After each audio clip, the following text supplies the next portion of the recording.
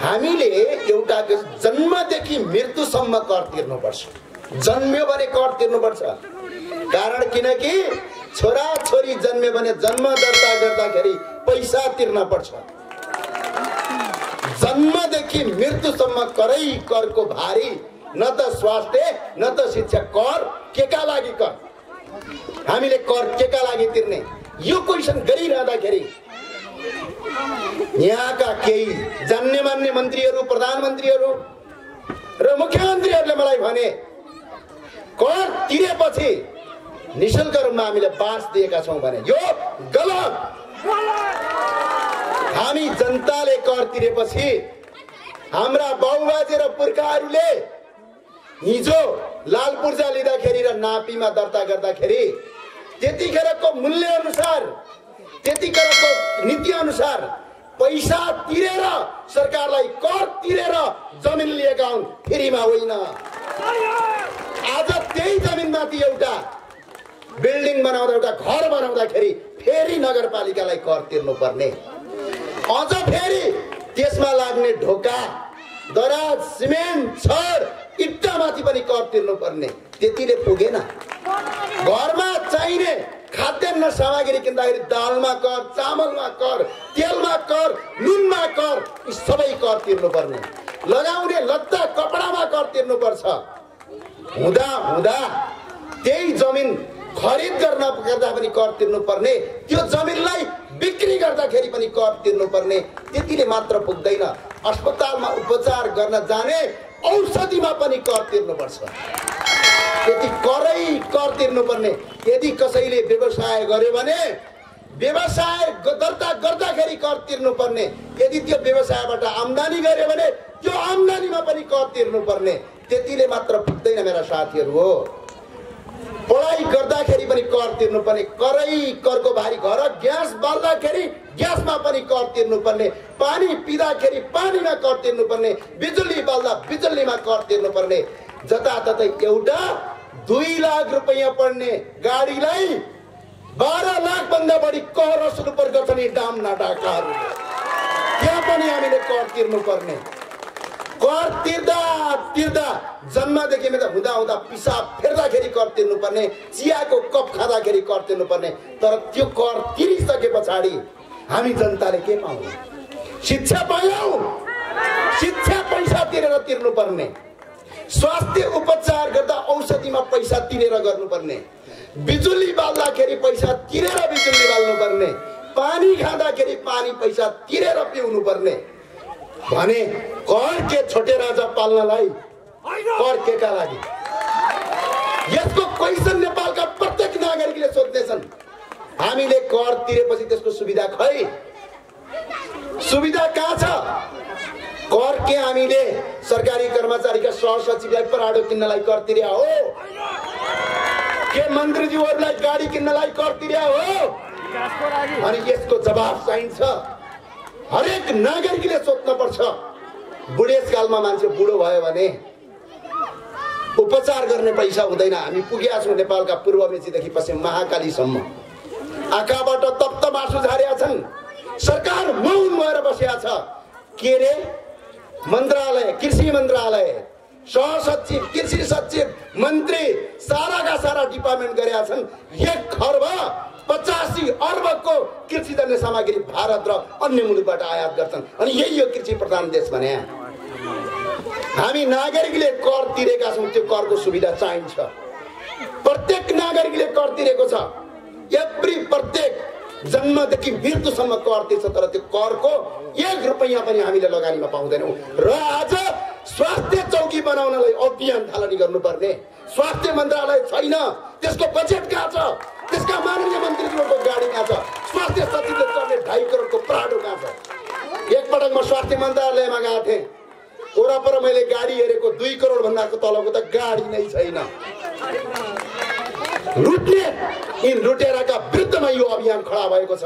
तपाईले लाग्छ होला हाम्रो नेपाल, हामी नेपाली बच्चा बच्ची र केटाकेटी होइन। यी दासत्वहरूको अन्त्य गर्नलाई राजनीतिक अभियान पनि हो, जसले घोषणा गरेर हामी लागिरहेका छौँ देशभरि। अन्ततः देश परिवर्तन गर्ने राजनीतिकले नै हो। राजनीतिकमा चेतनाको जरुरी हुन्छ। हरेक नागरिकले एउटा विचारको बोक्न जरुरी छ। हामीले किन कुरा उठायौं? हामीलाई मार्क्सवादका सिद्धान्त चाहिएका होइनन्, हामीलाई समाजवादका कुरा चाहिएका होइनन्। हामीलाई एउटा नगरपालिकामा काम गर्न जाँदाखेरि घुस नखुवाएर काम भयो भने जनता खुसी हुन्छन्। हामीलाई सानो रकम चाहिएको छ। बिचारा हामी कति दुखी जनता, कर तिरेको तिरै, मृत्यु हुँदासम्म कर तिरेको तिरै, बुढेसकाल लाग्यो भने 1000 रुपियाँमा कट्टा गरिदिन्छ है। यस्तै हाम्रो नेपालको कर अमेरिकाको भन्दा बढी कर तिर्छौँ हामी, डाइरेक्ट र इन्डाइरेक्ट गरेर, प्रत्यक्ष र अप्रत्यक्ष कर गरेर। एउटा 300 रुपियाँ पर्ने एउटा ज्याकेटलाई कर तिर्दा तिर्दा हामीले 1200 मा किन्नुपर्छ। यसरी हामी कर तिर्छौँ। न स्वास्थ्य छ, न शिक्षा छ, न बाटो छ। बिजुली पनि पैसा तिरेर पढ्नुपर्ने। अझ त्यो बिजुली पैसा तिरेर बल्दाखेरि त्यो बिजुलीमा पनि फेरि कर तिरेर हुन्छ, सर्भिस ट्याक्स। हुँदा हुँदा यो मोबाइल किन्दाखेरि पनि कर तिर्नुपर्ने। यो मोबाइलको भित्र हालेको रिचार्ज कार्ड 100 रुपियाँ आउँदाखेरि 30 रुपियाँ कर काट्छ, त्यो पनि कर तिर्नुपर्ने। अनि कर तिरेर डम्नाहरूलाई मोज गर्न दिनुपर्ने। यिनको अन्त्य हुन जरुरी छ, सोच्न जरुरी छ, सोच बदल्न जरुरी छ। तपाईँ सबै नागरिकलाई मेरो अनुरोध छ, सोचलाई बदल्नुहोस्, क्रान्ति आफैबाट हुन्छ। हामीलाई एल्गेसका सिद्धान्त चाहिएका होइनन्, हामीलाई कार्ल मार्क्सका सिद्धान्त चाहिएका होइनन्, हामीलाई हो ची मिन्हका सिद्धान्त चाहिएका होइनन्, हामीलाई चे गवारा र इन्स्टाका सिद्धान्त चाहिएका होइनन्, हामीलाई माओ सेतुङ र माओ जेदुङका सिद्धान्त चाहिएका होइनन्। हामीलाई त स्वास्थ्य चाहिएको निशुल्क, हामीलाई शिक्षा चाहिएको निशुल्क, हामीलाई रोजगार चाहिएको निशुल्क। पटक पटक नेपालमा राजनीतिक व्यवस्था परिवर्तन भयो। 2007 सालदेखि आएर 2070 सालसम्म आइदाखेरि वाक्कै लाग्ने भइसक्यो। राजनीति देख्दा देख्दा 5 पटक व्यवस्था परिवर्तन गरे। मान्छे हुन्, विचार हुन्। अस्ति गणतन्त्र मुर्दाबाद भन्दै थियो, आज गणतन्त्र मन्त्री भट्काछ।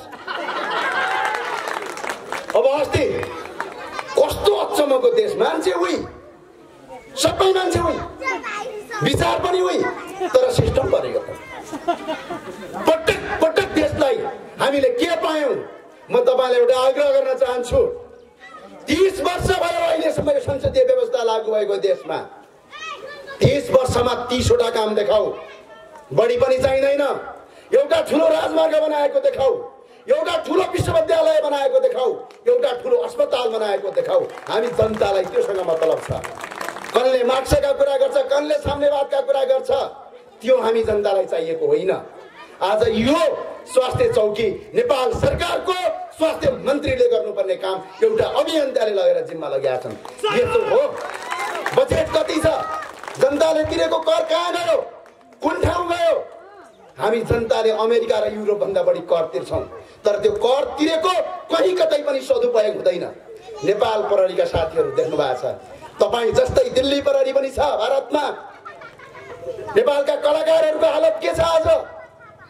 एकजना कलाकारले कोठावाला तिर्न सक्दैन, त्यो अवस्था पुगिसक्यो। नेपाल प्रहरीका जवानहरूले रात दिन यो राज्यका लागि काम गर्छन्। घर श्रीमतीको श्रृंगार किन्न सक्दैन, खाने कुरा किन्न सक्दैन, बच्चाको फी तिर्न सक्दैन। देशको अर्थव्यवस्था डमाडोल भइसक्यो। अझै कुर्सीको लागि लडाईँ गर्छौ। बडा अक्षम लाग्छ मलाई सम्झिँदाखेरि। 2052 सालमा एउटा युद्ध भन्ने भयो। सरकारमा को थिए? यही शेरबहादुर देउवा थिए। अनि एकअर्कासँग लडाईँ गरे। वाह, एउटा जंगलमा एउटा सरकारमा लडाईँ गरिराखेका छ।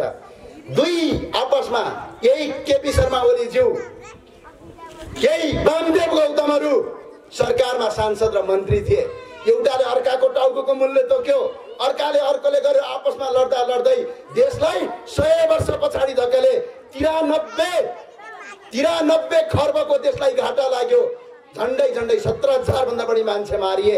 आज फेरि यी सबै फेरि मिलेर सरकार बनाए। सम्झिनुस् त 2052 देखि 2059 साल माघ 19 गतेसम्म माओवादीको जनयुद्ध सिर्फ संसदीय व्यवस्थाका विरुद्धमा थियो, राजाका विरुद्धमा थिएन। आपसमा लडे, लडाईँ गरे। गरिबका छोराछोरीलाई गरिब प्रहरीको हुन्छ, गरिबको छोरो हुन्छ। विनोद चौधरीको छोरो सिपाहीमा जागिर खान्छ, सरबाराको छोरो खान्छ। जनमुक्ति सेना को हुन्छ? त्यही दलित समुदायको, त्यही तामाङ समुदायको, त्यही गरिबको छोरा हुन्छ। एउटा गरिबको छोरा अर्को गरिबको छोरा यी टाउकेहरूले एकअर्कासँग लडाएर मारे। त्यो मारेको रगतमाथि राजनीति गरेर आज सत्ता गणतन्त्र ल्याए।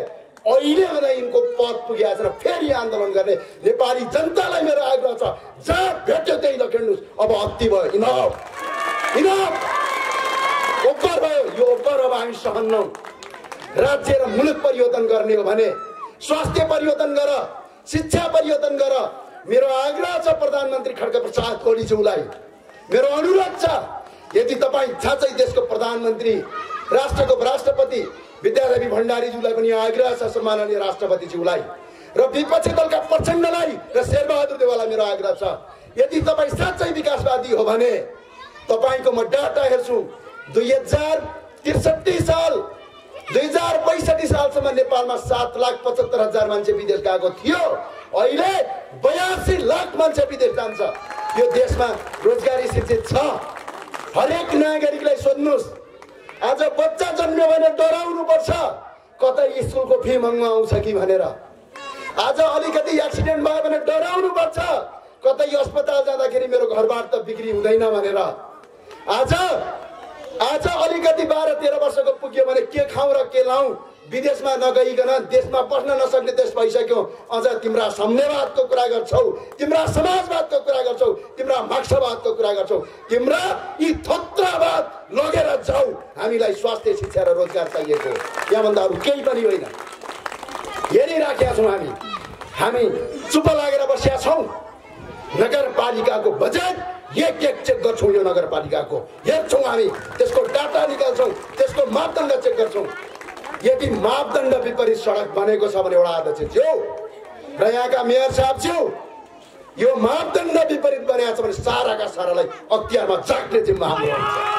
मापदण्ड विपरीत गर्न पाइँदैन कुनै पनि। हामीले भर्खरै एउटा काम गरेका छौँ। ललितपुर महानगरपालिकाको सुनाकोठीमा प्रचण्डका घरबेटी कसैको पनि भने मान्दैनन् दिने। हाम्रो सैलुङ कंस्ट्रक्सनका हाकिम शारदा प्रसाद अधिकारी, तिनलाई घुँडा टेकाएर मापदण्ड अनुसार सडक बनेको छ गएर नत्र चेक गरेर आउनुहोस्। जनताको पावर त्यो हुन्छ, नागरिकको शक्ति। तपाईँ कुन दलमा आबद्ध हुनुहुन्छ, कुन राजनीतिक आस्था छ, त्यो कुरा ठुलो होइन। हरेक मान्छे हरेक दलमा आबद्ध हुन सक्छ, तर हामी नागरिकका दैनिक जीवन खै। आज बुलन्द आवाजका एकजना राजन नेपालको संसदमा अस्पताल बनाउनु पर्ने हो? यो त स्वास्थ्य मन्त्रालयको काम हो, यो त भौतिक मन्त्रालयको काम हो। अनि त्यो बजेट कहाँ छ? खै कहाँ छ? पराडो चढ्न छ, मोजमस्ती गर्न छ। यो मोजमस्ती अब गर्न दिन हुँदैन। जन्मदेखि मृत्युसम्म करै करको भारी छ। न त स्वास्थ्य दिन्छ, न त शिक्षा दिन्छ, न त खानेपानी दिन्छ, न त बिजुली दिन्छ, न त बाटो दिन्छ। त कर के का लागि तिर्ने हामीले? के छोटे महाराजा धिराजलाई पाल्नलाई तिर्ने? यसको अर्थ चाहिन्छ। हामी नागरिकलाई कुनै विचारसँगको कुरा होइन, कुनै पार्टीसँगको कुरा होइन, कुनै दलसँगको कुरा होइन, कुनै व्यक्तिसँगको कुरा होइन। कुरा सत्यको हो, कुरा यथार्थको। सत्य र यथार्थ बोल्ने मान्छे कमै भेटिन्छन्। सत्य र यथार्थ चाहिन्छ हामीलाई।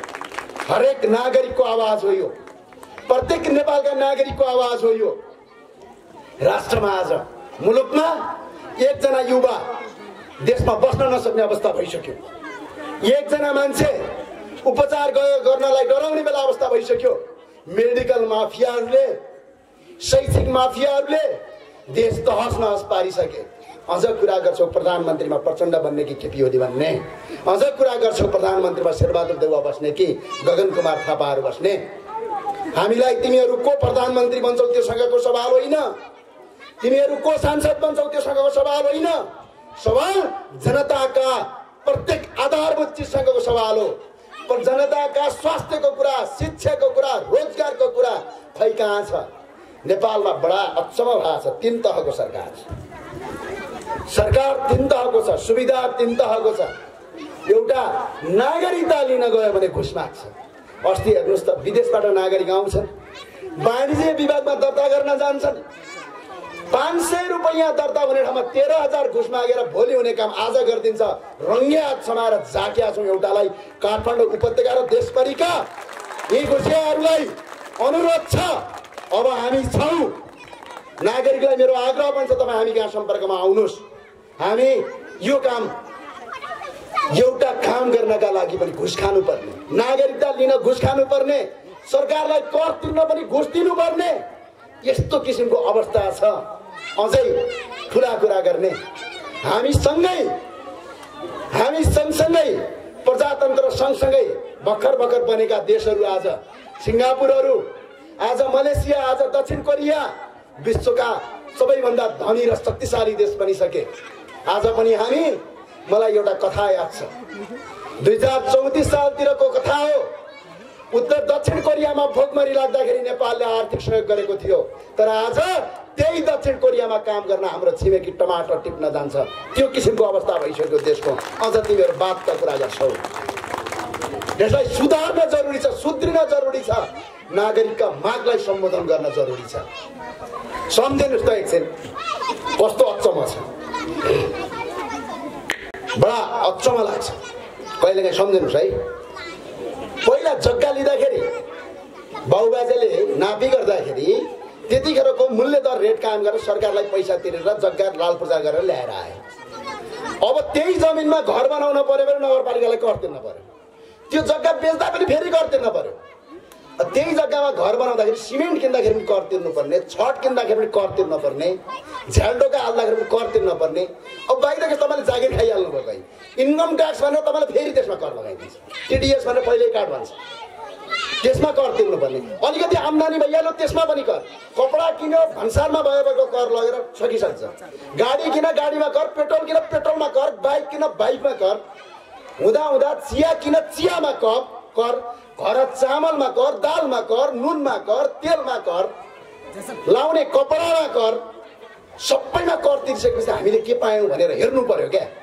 अब है सुविधाका हिसाबमा नागरिकता लिँदा घुस खुवाउनु पर्ने, पैसा तिर्नुपर्ने, कर तिर्न जाँदाखेरि पनि अझ घुस खुवाउनु पर्ने है।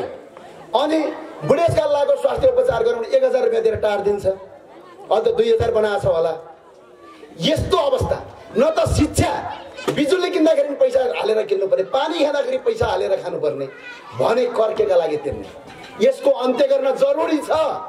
मलाई एउटा अर्को आग्रह छ, योद्धा बन्नुहोस् तपाईँ, सेलिब्रेटी होइन। योद्धाले मुलुक बनाउने हो, योद्धा बन्न सिक्नुहोस्, सङ्घर्ष गर्नुहोस्।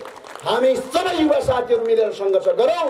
आज राजन नेपालले जुन काम गर्नु भएको छ, यस्ता कामहरू देशका हरेक ठाउँमा गर्न जरुरी छ। तर यो काम व्यक्तिको होइन, सरकारको हो। यो पनि खबरदारी गरौँ। यहाँ यही नगरपालिकामा स्वास्थ्यका लागि बजेट कति आज त्यो खोजौँ र हेरौँ, त्यसपछि काम गरौँ। र नगरपालिका यो कामलाई सराहनीय गर्छु, धन्यवाद दिन चाहन्छु तपाईँ साथी सबै नागरिक दाजुभाइ तथा दिदीबहिनीहरूलाई। यो मुलुक परिवर्तन गर्ने हो भने सोच परिवर्तन हुनुपर्छ, सोच परिवर्तन गरेर युवा परिवर्तन हुनुपर्छ, बल्ल मुलुक बन्छ। मुलुक योद्धाले बनाउने हो, सेलिब्रेटीले होइन। यो जहिले पनि मनमा राख्नुहोस्। जय नेपाल। हामी नेपाली हौँ पहिलो कुरा, त्यो भएर हामीले जय नेपाल भन्ने गर्छौँ। र आज यो बुलन्द आवाजका सम्पूर्ण साथीहरूले जुन एउटा पहल थालनी गर्नुभएको छ, एउटा स्वास्थ्य चौकी, एउटा अस्पतालको लागि जुन कदम चाल्नु भएको छ, त्यो कदमप्रति हामी दृढका साथ अगाडि र साथ र सहयोग गर्न हरदम तयार भएको तपाईँलाई घोषणा गर्छौँ। र हामी तयार छौँ र केही काम गर्छौँ। र यो बुलन्द आवाजले जसरी अहिले यो कार्यक्रम अगाडि बढाइरहेको छ यहाँको स्वास्थ्यलाई लगेर, यसका लागि तपाईँ सबै नागरिकले यी अभियानकर्ताहरूलाई साथ र सहयोग गर्नुहुनेछ भन्ने म पुरा आशावादी छु र सहयोग पनि गरिराख्नु भएको छ। र अर्को कुरा, आज स्थानीय सरकारका प्रमुख वडा अध्यक्षज्यू यहीँ हुनुहुन्छ। चाँडोभन्दा चाँडो अस्पताल त सबै ठाउँबाट बन्ने प्रक्रिया छ, बन्ला। चाँडोभन्दा चाँडो एउटा नेपाल टेलिकमको टावर यहाँ स्थापना गरिदिनका लागि म अनुरोध गर्छु। यदि बजेट कति छ, कहाँ छ र कसरी पुग्दैन भने तपाईँका नगरपालिकाको मेयर साहबज्यूसँग म प्रत्यक्ष वार्ता गर्ने र प्रत्यक्ष कुरा गर्ने र त्यो त्यो बजेटको एक हिसाब किताब निकाल्न पनि म तयार अवस्थामा रहन्छु। त्यसका लागि छिटो काम गरिदिनु होला सरकार प्रमुखज्यू। र अर्को कुरा, धार्मिक रूपमा यहाँ पनि राम्रो छ। यहाँ बुद्ध मार्गी हिन्दू मार्गीहरूको, हिन्दू धर्मावलम्बी र बुद्ध धर्मावलम्बी लगायत अरू धर्मावलम्बीहरू ज्यादा देखिएको छ र यसका लागि मठ मन्दिरहरू पनि बनेका छन्। वडा अध्यक्षज्यूले अघि भन्नुभयो केही काम गर्ने कुरा गरिराख्नु भएको छ भन्नुभएको छ। पहिलो कुरा त स्वास्थ्य सबभन्दा ठुलो कुरा हो। यो वास्तवमा अभियन्ता र नागरिकले उठाउनु पर्ने पैसा होइन, यो सरकारको दायित्व हो। तर के गरौँ, सरकार झगडा गर्दै ठिक्क छ, लडाइँ गर्दै ठिक्क छ, दोहोरी खेल्दै ठिक्क छ। अनि कहाँबाट हुन्छ? धेरै साथीहरूले भन्ने गर्छन् हामीलाई